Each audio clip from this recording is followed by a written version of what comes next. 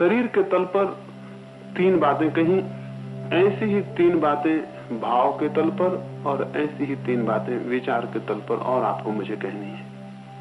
अभी रात्रि में मैं भाव के तल पर कौन सी 3 बातें हैं जो भूमिका बनेंगी उनकी थोड़ी चर्चा कर लूं और फिर ध्यान के लिए हम बैठेंगे। मनुष्य इसके पहले कि निर्भाव हो, इसके पहले कि उसके सारे भाव शून्य और समाप्त हो जाएं, कुछ भाव हैं जो उसकी चित्त की अशांति और उद्विग्नता को बढ़ाते हैं, कुछ भाव हैं जो उसकी चित्त की शांति को, समता को लाने में सहयोगी होते हैं और भूमिका बन सकते हैं। ध्यान के लिए वैसे 3 भावों की मैं आपसे चर्चा करूं, उनका भी थोड़ा प्रयोग जीवन में करेंगे, उपयोग होगा। सबसे पहले तो हमारे बाहर जो जगत है उसके प्रति एक भाव, उसके बाद हमारे कर्मों का जो जगत है उसके प्रति एक भाव, और सबसे अंत में हमारी संवेदनाओं का जो जगत है उसके प्रति एक भाव। हमारे बाहर 3 जगत हमें घेरे हुए हैं। एक तो वस्तुओं और व्यक्तियों का जगत है जो हमसे चारों तरफ फैला हुआ है। उसके बाद हम जो कर्म करते हैं उनकी एक परत है, उनका एक जगत है, वो हमें घेरे हुए है। उसके बाद जो सुख दुख की संवेदनाएं हमें छूती हैं, स्पर्श करती हैं, उनका एक जगत है, वो हमें अंत में घेरे हुए है। ऐसी 3 परतें हमें घेरे हुए हैं। इन तीनों परतों के लिए 3 भावनाएं ध्यान के लिए सहयोगी हैं। समस्त जगत के प्रति मैत्री भाव सहयोगी है।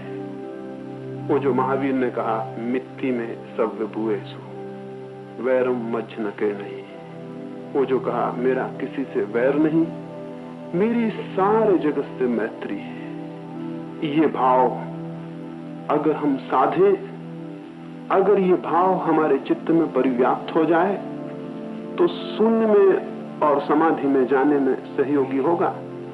ऐसा मत सोचना कि ये भाव जगत के लिए सहयोगी है। जगत के लिए तो गौण अर्थ में सहयोगी है, स्वयं साधक के लिए सहयोगी है। आप जितने वैर से भरे हैं जगत के प्रति, उतना ही आप अशांत होंगे। आपके चित्त में जितना वैमनस्य और जितना दूसरों के प्रति दुर्भाव है, उतने ही ज्यादा आप अशांत होंगे। थोड़ी कल्पना करें, अभी केवल कल्पना ही करें कि सारे जगत में आपके जो भी हैं वे सब मित्र हैं। सिर्फ कल्पना ही करें, समझ लें कि सारे जगत में आपके मित्र ही व्याप्त हैं। सारे पशु पक्षी और पौधे, सारे मनुष्य, सारे प्राणी आपके प्रति मैत्री रखते हैं। कल्पना ही करें इस बात की केवल कि सारा जगत आपके प्रति मैत्री से भरा है और आप उस सारे जगत के प्रति मैत्री से भरे हैं, तो क्या आपके चित्त में शांति आनी प्रारंभ नहीं हो जाएगी? क्या अशांति का कारण कहीं वैरभाव नहीं है, कहीं दुर्भाव नहीं है? ध्यान की भूमिका में भाव के तल पर सारे जगत के प्रति मैत्री की धारणा बहुत बहुमूल्य है। कैसे करेंगे मैत्री की धारणा? बहुत सरल है। मैत्री की धारणा से ज्यादा सरल कुछ भी नहीं। वास्तविक मैत्री की स्थिति तो ध्यान के बाद उपलब्ध होगी। वास्तविक मैत्री और प्रेम की स्थिति तो ध्यान के बाद उपलब्ध होगी, वो तो ध्यान का परिणाम होगी। लेकिन ध्यान के पूर्व मैत्री का भाव आपके लिए शांति में, प्रगाढ़ शांति में ले जाने में सहयोगी हो जाएगा। जब ध्यान के लिए बैठे, रास्ते पर चलें, उठें, भीड़ में जाएं, एकांत में जाएं, पर्वत पर हों, झील पर हों, दरख्तों के नीचे हों, तब अपने आसपास एक मैत्री का घेरा बनाएं और अनुभव करें कि आपके आसपास मैत्री परिव्याप्त हो रही है। आप सबके प्रति जो आपके आसपास है प्रेम से भरे हुए हैं। इसका एक भाव घेरा आरोपित कर लें। दरख्त को देखें तो अनुभव करें कि आप उसके प्रति प्रेम और मैत्री से भरे हैं, और पक्षियों को देखें तो उनके प्रति अनुभव करें आप उनके प्रति मैत्री से भरे हैं और आपके हृदय से उनकी तरफ मैत्री प्रवाहित हो रही है, प्रेम और मित्रता प्रवाहित हो रही है। लोगों के पास भी जब उठें तो ऐसा अनुभव करें। आप थोड़े ही दिन में अनुभव करेंगे आपके चारों तरफ एक मैत्री का घेरा फैलता चला जा रहा है, और जिस मात्रा में आपके चारों तरफ मैत्री का सागर लहरें लेने लगेगा, उसी मात्रा में आपके भीतर अशांति का जो सागर लहरें ले रहा है वो शांत होता चला जाएगा। अगर आप ये मैत्री का भाव रात्रि को सोते समय करके सो जाएं, सारे जगत के प्रति मैत्री का निवेदन करके, सारे जगत के प्रति ये भाव करके कि मैं उसके प्रति प्रेम से, मैत्री से भरा हूं, और ये अनुभव करके कि मेरे भीतर से सारे जगत के प्रति मैत्री प्रवाहित हो रही है, आप सुबह एक अभिनव शांति में जागेंगे। सुबह उठ के भी इस भाव को दोहरा लें, अपने मन में इस भाव को आरोपित कर लें कि सबके प्रति मेरी मैत्री है। इस भाव को 24 घंटे सतत जब भी स्मरण आए अपने से बाहर प्रवाहित कर दें। ये एक अद्भुत काम करेगा। ये उस दूसरे भाव को, हिंसा के और विरोध के और वैमनस्य के जो आप में सतत जागता है, छीन करेगा, उसे विलीन कर देगा, और उसके कारण जो अशांति और क्रोध चित्त को व्यथित करते हैं और मत डालते हैं, वे विलीन हो जाएंगे। और भी एक आश्चर्य की बात है जो प्रयोग करेंगे तो आपको समझ में आएगी। एक बड़ी अद्भुत बात है कि हमारी भावनाएं संवेदित हो जाती हैं और हमारी भावनाएं दूसरे व्यक्ति को प्रभावित करती हैं और स्पर्श कर लेती हैं। अगर आप किसी के प्रति बहुत प्रेम और मैत्री से भरे हैं, अगर आपके भाव उसके प्रति वैमनस्य और विरोध के नहीं हैं, तो आप अनिवार्यतया पाएंगे उसके हृदय में भी आपके प्रति मैत्री के भाव संवेदित हो रहे हैं, वे जाग रहे हैं। जो व्यक्ति सारे जगत के प्रति मैत्री की भावनाएं फैलाता है और फेंकता है, वो अनिवार्यतया सारे जगत की मैत्री भाव उसके प्रति प्रवाहित होने लगता है। हम जो फेंकते हैं उसी को वापस झेल लेते हैं। हम घृणा फेंकते हैं, घृणा हम पर आरोपित हो जाती है। हम मैत्री फेंकेंगे, मैत्री हम पर लौट आएगी। भाव के जगत में अनिवार्यतया वही वापस लौट आता है जो हमने फेंका। कल हम एक जगह गए थे, वो यहाँ का माथेरान का देखने की जगह इको पॉइंट। वहां जो हमारे साथ थे उन्होंने आवाज फेंकी, उन घाटियों से वो आवाज लौट के चली आई। उन घाटियों ने कुछ भी नहीं जोड़ा, उन्होंने केवल उसको इको कर दिया, उसको प्रतिध्वनित कर दिया। हमने जो आवाज फेंकी वो उन घाटियों ने वापस हम पर लौटा दी। ये सारा जगत इको पॉइंट है। इसमें हम जो फेंकते हैं वही हम पर वापस लौट आता है। इसमें जो हम प्रतिध्वनित करते हैं वही वापस लौटकर हम पर फिर हमें उपलब्ध हो जाता है। जिसे मैत्री चाहिए वो मैत्री को फेंके, और जिसको प्रेम चाहिए वो प्रेम को लुटा दे, और जिसे फूल चाहिए वो रास्तों पर दूसरों के फूल फैला दे। और ये केवल भावना हो हमारा, ये हमारी जीवनचर्या में प्रविष्ट हो जाए और हमारी छोटी छोटी बातों में परिलक्षित होगा। एक गुरु था, उसके 3 शिष्य उत्तीर्ण हुए थे। वे 25 वर्ष के ब्रह्मचर्य आश्रम के बाद अब जीवन में वापस लौट रहे थे। उस गुरु ने कहा, तुम्हारी एक परीक्षा और रह गई, वो मैं जाते समय ले लूंगा। वे विद्यार्थी राह देखते रहे, आखिर वो विदा का दिन भी आ गया और उनकी कोई परीक्षा नहीं हुई। सांझ को गुरु ने उन्हें विदा भी कर दिया, सूरज अस्त होने लगा और गुरु ने कहा अब तो सूर्यास्त होता है, तुम जाओ। वे बहुत हैरान थे कि शायद गुरु भूल गए हैं वो अंतिम परीक्षा के लिए। उन्होंने अपनी चटाइयां बांधी, अपने झोले लिए और वो चल दिए। सांझ चांद निकल आया। वे कोई 2-4 मील आश्रम से दूर चले आए हैं, जंगल में हैं, अब वे अपने गांव की तरफ हैं। और एक झाड़ी के पास बहुत से कांटे पड़े हुए हैं। पहला विद्यार्थी उसे छलांग करके निकल गया, दूसरा विद्यार्थी उसको बगल से काट के निकल गया, तीसरे विद्यार्थी ने वो सारे कांटे उठा के झाड़ी में डाले और जाने लगा। उन्होंने हैरान होकर देखा गुरु उनका झाड़ी में छिपा है, और उसने उनसे कहा 2 जो आगे निकल गए हैं वे कृपा करके वापस लौट आए। एक जिसने कांटे बीनकर अलग कर दिए हैं वो उत्तीर्ण हो गया। ये अंतिम परीक्षा थी। रास्ते पर कांटा पड़ा है और अगर आप उसे बिना हटाए निकल जाते हैं, आप अहिंसक नहीं हैं और आपके मन में मैत्री भाव नहीं है। एक नुकीला पत्थर पड़ा है रास्ते पर और आप उसे बिना फिक्र किए निकल जाते हैं। आप किसी को चोट नहीं पहुंचाना चाहते, लेकिन आपको किसी को चोट से बचाने का मन नहीं है। ऐसा मनुष्य शांत नहीं हो सकता। ऐसे मनुष्य के भीतर भी शांति की भूमिका बनने में कठिनाई है। उस पत्थर को हटाना, वो छोटा सा गेस्चर, वो रास्ते पर गिरे हुए पत्थर को हटा देने का, एक कांटे को उठा देने का, इस जगत के प्रति आपकी मैत्री भावना को प्रतिवेदित करता है। छोटी छोटी बातें हैं जीवन में, उन छोटी छोटी बातों पर थोड़ा विचार करें और देखें कि आप कुछ ऐसा तो नहीं कर रहे हैं जिसकी वजह से आप खुद अपनी अशांति के बीज बोते हैं। एक महिला थी ब्लेवात्स्की, उसे लोग देखते बहुत हैरान थे। वो जब भी सफर में चलती तो एक बड़ा झोला साथ में लिए रहती और कुछ खिड़की में से बाहर फेंकती जाती। किसी ने पूछा कि हमेशा जब आपको सफर में देखते हैं झोले में आप क्या रखती हैं और खिड़कियों से बाहर क्या फेंकती हैं? उसने कहा, मुझे फूलों से प्रेम है और जिन रास्तों से मैं निकलती हूं उन पर फूलों के थोड़े से बीज फेंक देती हूं। अभी वर्षा आएगी, अभी बादल गिरने लगे हैं और पानी गिरेगा और दोनों तरफ के रास्ते फूलों से भर जाएंगे। कोई उन्हें देख के मुस्कुराएगा, कोई उन्हें देख के खुश होगा, किसी की आंख का आंसू सूख जाएगा, मेरी खुशी का ठिकाना नहीं। मुझे तो पता नहीं चलेगा, लेकिन मैं कल्पना करती हूँ कि मेरे फूल किसी को अच्छे लगेंगे, किसी को प्रीतिकर लगेंगे और इसलिए बीज को मैं सड़कों के किनारे पर फेंक देती हूँ। कभी पानी गिरेगा, वो फूल बन जाएंगे। मैं आपसे कहूंगा, मैत्री भाव सच में ही, एक कहावत है अंग्रेजी में, it cost nothing to be kind. दयालु होने के लिए कुछ खर्च नहीं करना होता, ये सच है। मैत्री भाव को फेंकने के लिए कुछ भी खर्च नहीं करना होता, घृणा को फेंकने के लिए बहुत कुछ खर्च करना होता है। जब आप किसी के प्रति घृणा से भरते हैं, आप बहुत महंगा काम कर रहे हैं, आप अपने को तोड़ रहे हैं, आप अपने को भीतर दुख में डाल रहे हैं। और जब आप किसी के प्रति प्रेम और मैत्री को फेंकते हैं तो आप एक इतना सस्ता काम कर रहे हैं जिसमें आपको तो कुछ भी नहीं खो रहा बल्कि कुछ मिल रहा है। आपके भीतर एक समता और शांति उत्पन्न होगी।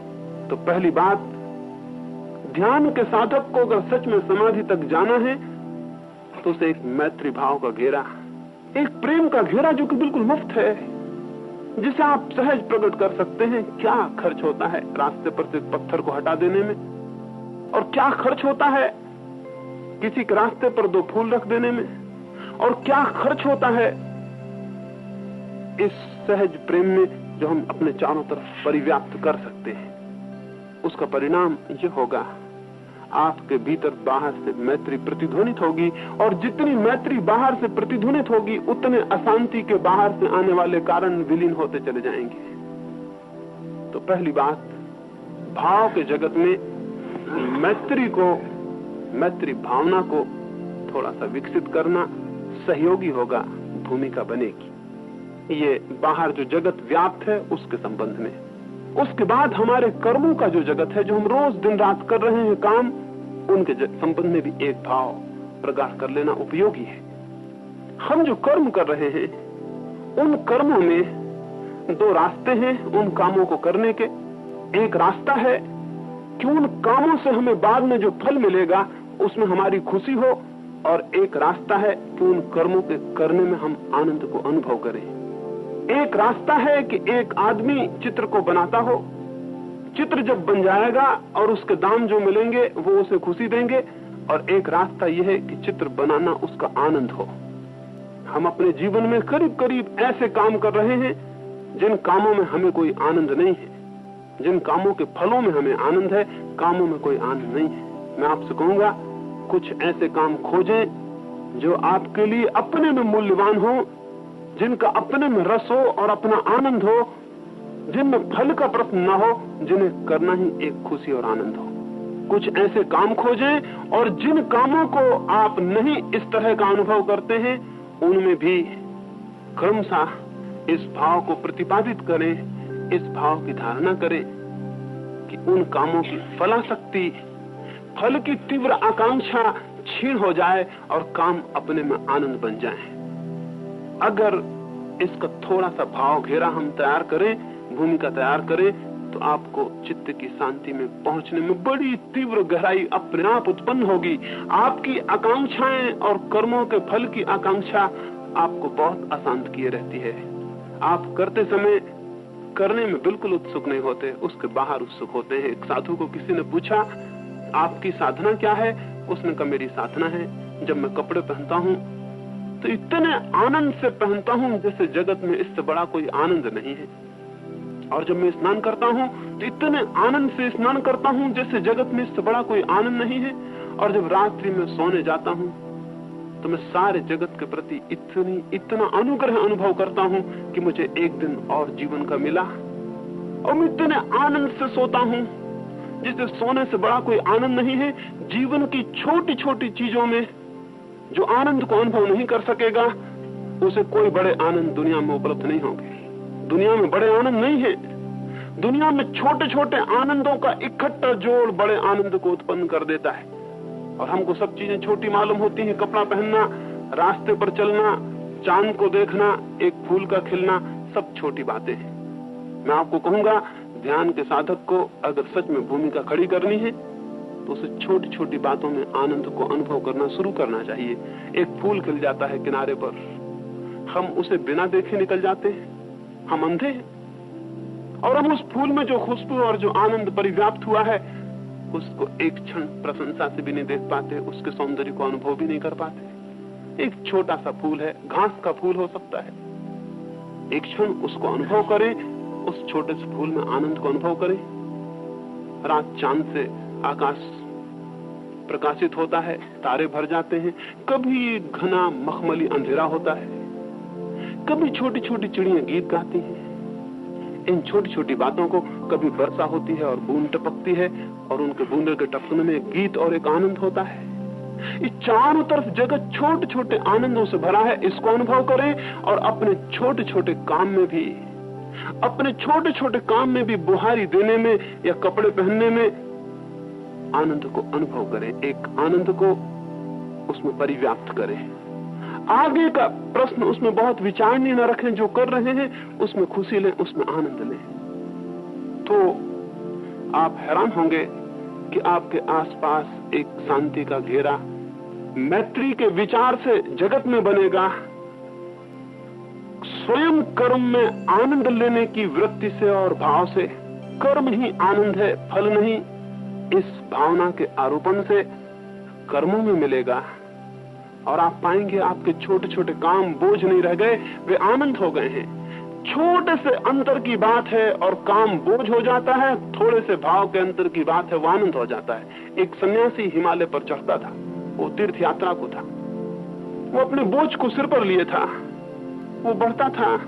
दोपहरी घनी और धूप तेज और पसीना और थकान, और उसके सामने एक पहाड़ी लड़की भी चढ़ती थी, छोटी सी लड़की, और अपने भाई को लिए, भाई मोटा और बजनी। उस साधु ने दयावश, उस साधु ने सहानुभूतिवश उस बच्ची के करीब से गुजरते हुए उससे कहा कि बेटी, बहुत वजन लगता होगा, धूप बहुत तेज है, चढ़ाई बड़ी है।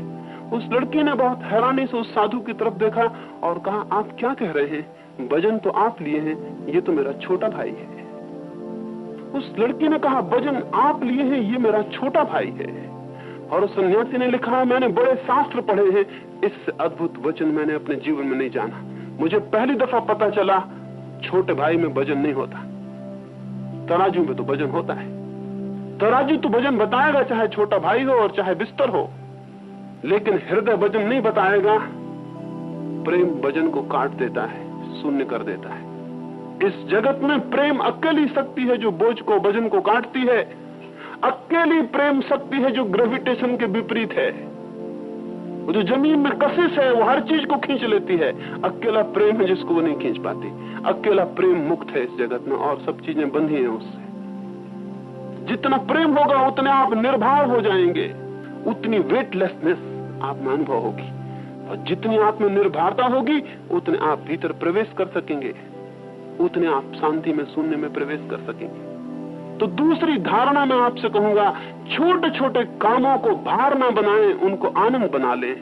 इसे जरा देखें, कल स्नान करते वक्त, कल भोजन करते वक्त, कल कपड़े पहनते वक्त, कल किसी की थोड़ी सी सहायता करते वक्त, कभी रास्ते से पत्थर हटाते वक्त, थोड़ा सा देखें। एक पौधे में पानी देते वक्त, कोई ऐसे भी पानी दे सकता है, कोई बड़े प्रेम से भी पानी दे सकता है। बहुत अंतर पड़ जाएगा, बहुत अंतर पड़ जाएगा, जमीन आसमान का अंतर पड़ जाएगा।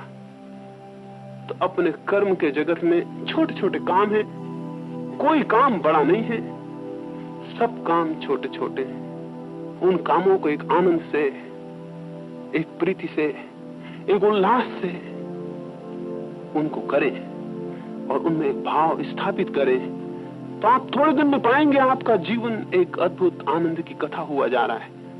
उसमें छोटी छोटी बातें बड़ी महत्वपूर्ण और आनंदपूर्ण हो जाएंगी। अब मैं ये देखता हूं हमारी स्थिति बिल्कुल विपरीत है।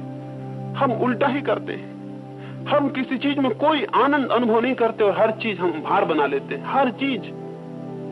हर चीज हमारे लिए भार हो जाती है। जो भी है हमारे लिए भार है, तो फिर चित्त शांत नहीं हो सकता। आप ख्याल करें, आपके पास ऐसी कौन सी चीज है जो आनंद है? आपके पास करीब करीब हर चीज भार होगी, और जैसे जैसे उम्र बढ़ती जाती है भार और बढ़ता चला जाता है। एक दिन बुढ़ापे में सिर्फ भार ही होता है आपके पास और कुछ भी नहीं होता। वो भार आपको तोड़ देता है और आपकी शांति की संभावना को नष्ट कर देता है। वो भार इतना वजनी हो जाता है कि आपके भीतर वो बीज पैदा नहीं हो सकते, वे बीज विकसित नहीं हो सकते, उस भार में दबे नष्ट हो जाते हैं जो कि हो सकते थे, जो कि आपको आत्मज्ञान तक ले जा सकते थे। तो एक भूमिका फलासक्त कर्म की, फलाशक्तिहीनता और आनंद का भाव, ये दोनों एक ही बातें हैं। जिस कर्म में फलाशक्ति न होगी उसमें आनंद परिव्याप्त हो जाएगा, और जिस काम में आनंद परिव्याप्त हो जाएगा उसमें फल की आकांक्षा विलीन हो जाएगी। फल की आकांक्षा इसलिए है कि काम में तो दुख है, उसे करेंगे कैसे जिस काम में दुख है? तो फल की आकांक्षा के पीछे उसको करते चले जाते हैं। काम तो दुख देता है, लेकिन फल की आकांक्षा के पीछे उसको किए चले जाते हैं। अगर काम में आनंद होगा, फलाशक्ति विलीन हो जाएगी। उस काम में थोड़ा सा आनंद है, उस भाव को कर्म के प्रति मैं चाहूंगा कि हम थोड़ा सा व्यापक करें।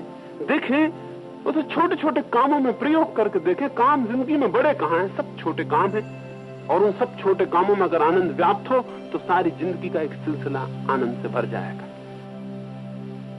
इसे देखें, इसको अनुभव करें।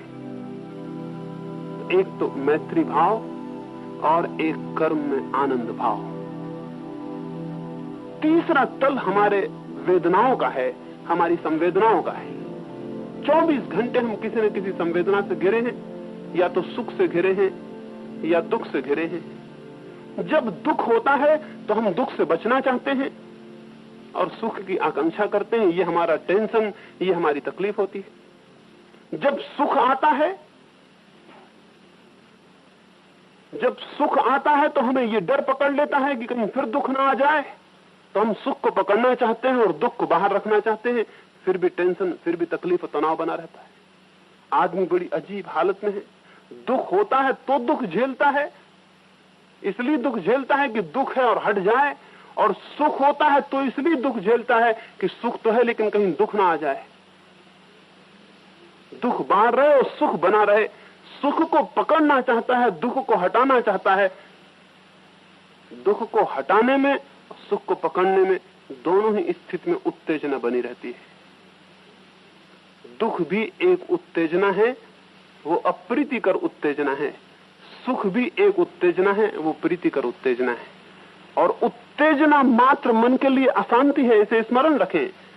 चाहे सुख की हो चाहे दुख की हो, उत्तेजना मात्र अशांति है।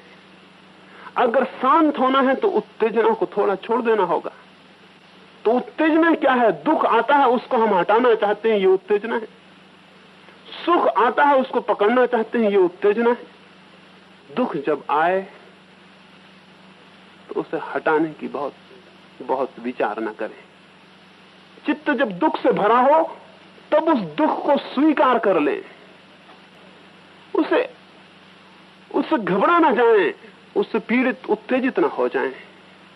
थोड़ी समता रखें, और जब सुख आए तब भी उससे उत्तेजित आंदोलित न हो जाएं, थोड़ी समता रखें। सुख दुख के प्रति समता का भाव आपके भीतर, जहां संवेदनाएं आपको व्यथित कर जाती हैं, वहां संवेदनाओं की व्यथा से बचाने का उपाय बनेगा। वहां क्रमशः जरा देखें, प्रयोग करके देखें। सुख आता हो तब थोड़े अनुत्तेजित रह के देखें। कठिन बिल्कुल नहीं है, किया नहीं इतनी ही बात है। सुख आए तब जरा अनुत्तेजित रह के देखें। जरा देखें कि सुख आया है तो क्या उत्तेजना भीतर होती है, क्यों होती है। और आप पाएंगे कोई उत्तेजना हो रही, सुख आ गया है, उत्तेजना नहीं है।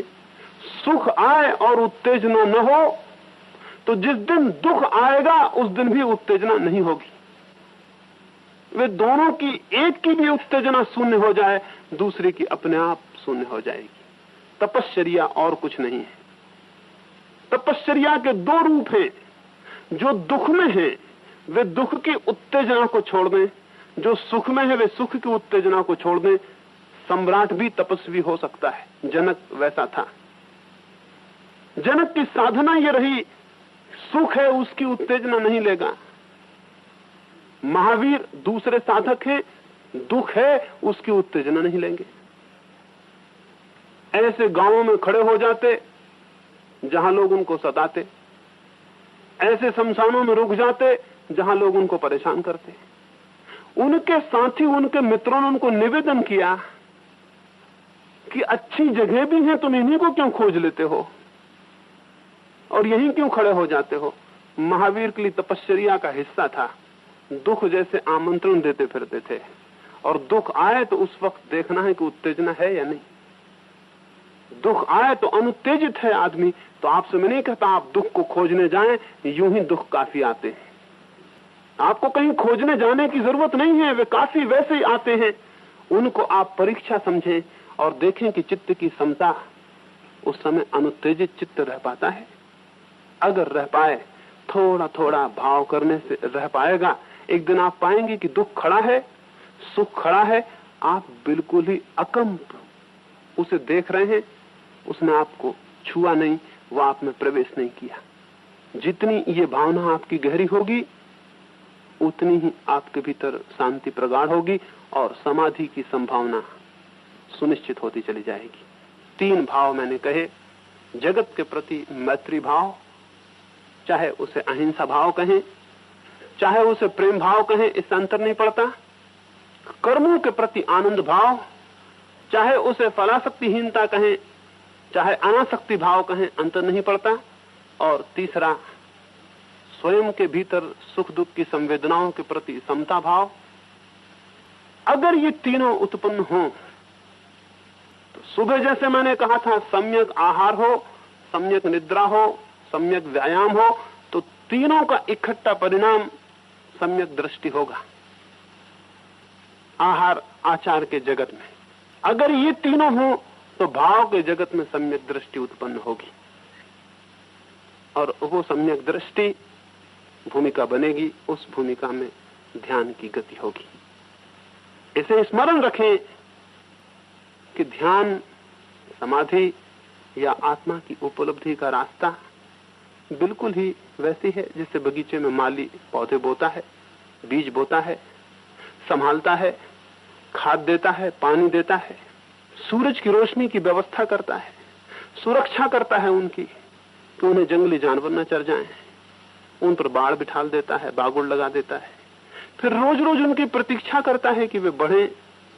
लंबी प्रतीक्षा के बाद उनमें फूल आते हैं। जीवन साधना भी एक बगीचे में फूल लाने से भिन्न नहीं है। इसे भी बीज बोने होंगे, बीज ध्यान के बोने होंगे, खाद और पानी और सूरज की रोशनी भी देनी होगी। यूं समझ लें, एक सम्यक आचार की, जिनकी 3 बातें मैंने कही, उसकी खाद देनी होगी। सम्यक भाव की, जो मैंने 3 बातें कही, उसका पानी देना होगा। और कल मैं 3 बातें आपसे सम्यक विचार की कहने को हूं, उनकी रोशनी देनी होगी।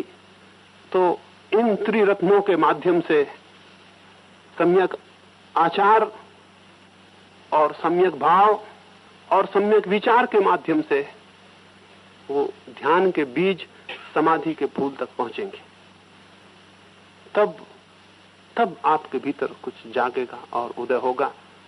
किसी प्रकाश, किसी सूर्य के दर्शन संभव होंगे। ये भूमिका अगर हम देंगे तो संभावना है, संभावना सुनिश्चित है। बात को ठीक से समझ लेना और बगिया लगाने की विधि को समझ लेने की बात है। इतना मुझे अभी कहना था। अब हम रात्रि के ध्यान के लिए बैठेंगे। रात्रि का ध्यान कल मैंने आपको समझा दिया है। सुबह मैंने कहा था, सुबह जब आप जागते हैं आपके भीतर जागरण की शक्ति होती है। इसलिए सुबह जो हमने प्रयोग तय किया है उसे विचार के तय किया, उसे इस विचार से तय किया है कि वो जागरण की शक्ति जो आप में होती है उसका हम उपयोग कर लें और हम जागे और जागरण का प्रयोग करें अपने आंतरिक जीवन में। रात्रि आप सोने के करीब आ जाते हैं, सब सोने की स्थिति आपके भीतर तैयार हो जाती है, इसलिए रात्रि का प्रयोग हमने बहुत दूसरे ढंग से व्यवस्थित किया है। उसमें ये व्यवस्था है कि हम सोने की जो स्थिति हम में आ रही है उसका उपयोग कर लें। आप अगर 100 वर्ष जिएंगे तो 50 वर्ष सोने में बीतेंगे और 50 वर्ष जागने में बीतेंगे। मनुष्य न तो केवल जागा हुआ है और न केवल सोया हुआ है, इन दोनों स्थितियों में उसकी आत्मा मौजूद होती है। इन दोनों स्थितियों से उसकी आत्मा को भीतर प्रवेश करने की सुविधा है। एक प्रयोग है जागरण का, जिसके माध्यम से हम जागृत स्थिति से आत्मा में प्रवेश करते हैं। दूसरा ये प्रयोग है निद्रा के भी उपयोग कर लेने का, इसके माध्यम से भी हम आत्मा में प्रवेश करते हैं। तो पहले में हम रीढ़ को सीधा रखते हैं, वो जागरण का हिस्सा है। श्वास को गहरा करते हैं, वो हमारे भीतर प्राणवायु को ले जाता और जगाता है। और हम सतत जागरूक रहकर नाभि के केंद्र पर अपनी स्मृति को ले जाते हैं, ताकि वहां जागरण हो और चित्त की मूर्छा टूट जाए। रात्रि के प्रयोग में हम बिल्कुल विपरीत प्रयोग कर रहे हैं। न हम रीढ़ को सीधा करते हैं, न हम गहरी श्वास लेते हैं, न हम किसी स्थान पर अपने को जागरण का प्रयोग करते हैं। हम शरीर को शिथिल छोड़ते हैं, जैसा निद्रा में छोड़ देते हैं। श्वास को शांत छोड़ देते हैं, ताकि हम और भी अंदर प्रवेश कर जाएं। श्वास भी सो जाए, शरीर भी सो जाए, फिर मन भी सो जाए। इसका प्रयोग करते हैं कि मन भी सो जाए, ये तीनों सो जाएं। चूंकि हम स्वयं प्रयोग करते हैं इनके सुलाने का, इसलिए हम तो जागे रहते हैं। मैं तो जागा रहूंगा क्योंकि मैं एक एक को सुलाए चला जा रहा हूं। जब ये तीनों सो जाएंगे तो मैं तो जागा रहूंगा, लेकिन ये तीनों सो जाएंगे। सोने के माध्यम से मैं अपने चैतन्य को जानूंगा। सुबह के ध्यान के प्रयोग में हम जागरण के माध्यम से उस चैतन्य को जानते हैं। इस रात्रि के प्रयोग में हम सोने के माध्यम से उस चैतन्य को जानते हैं। जिसने जागने में आत्मा को जान लिया, उसे जरूरी है कि वो सोने में भी आत्मा को जान ले, अन्यथा वो जानना अधूरा होगा। और इन दोनों द्वारों से वो प्रविष्ट हो जाए तो वो उस आत्मा को जानेगा जो कभी जागता है और कभी सो जाता है, जो दोनों स्थितियों में से गुजरता है, दोनों द्वारों में से गुजरता है। उन दोनों द्वारों का हम उपयोग कर रहे हैं, एक का रात्रि के प्रयोग में, एक का सुबह के प्रयोग में। और एक तीसरा प्रयोग जो मैंने आपसे कहा है, उस प्रयोग को रात्रि और दिन से संबंधित न रख के उसे आप कभी भी कर सकें, किसी भी क्षण कर सकें, इस लिहाज से व्यवस्थित किया है।